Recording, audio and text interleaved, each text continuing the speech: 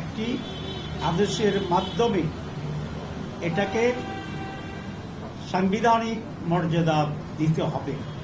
এটা কনস্টিটিউশন নয়, এটা হচ্ছে এক্সট্রা কনস্টিটিউশনাল অ্যারেঞ্জমেন্ট, যেটা কোনো সরকার এরকম একটি পরিস্থিতি পড়লে দেওয়ার এখতিয়ার রাখে। এবং উনি আমাদের সাথে একমত হয়েছেন যে একটা আদেশের মাধ্যমে এটা হবে।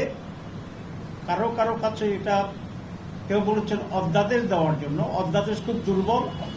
অধ্যাদেশে এগুলার সাংবিধানিক মর্যাদায় যাওয়ার মতো স্ট্রেংথ অধ্যাদেশে নেই, কিন্তু আদেশ ইজ ইকুইভ্যালেন্ট টু সাংবিধানিক পরিবর্তন, পাওয়ার এবং অথরিটির দিক থেকে। ইতিমধ্যে অনেক এক্সপার্ট কমিটি, ঐকমত্য কমিশন তৈরি করেছে, তারা বৈঠক করেছে। আমরা আমাদের এক্সপার্ট কমিটির সাথে বসেছি।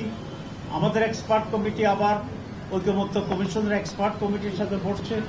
এখনও সেই বসা অব্যাহত আছে এবং সকলেই এই পরামর্শ দিয়েছেন যে একটি আদেশের মাধ্যমেই এটাকে বৈধতা দিতে হবে, আর সেই আদেশের উপরেই গণভোট হবে। আমরা এটা ক্লিয়ারলি বলে আসছি। উনি আমাদের কথায় কনভিন্সড হয়েছেন বলে আমাদের মনে হয়। আমরা আশা করি তিনি সেই দিকে যাবেন।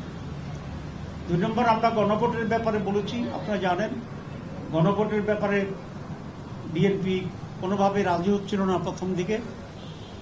আমরা এটা জোর দিয়েছিলাম, কিন্তু শেষ পর্যন্ত বিএনপি গণভোটে রাজি হয়েছে। আমরা বিএনপিকে ধন্যবাদ জানাই।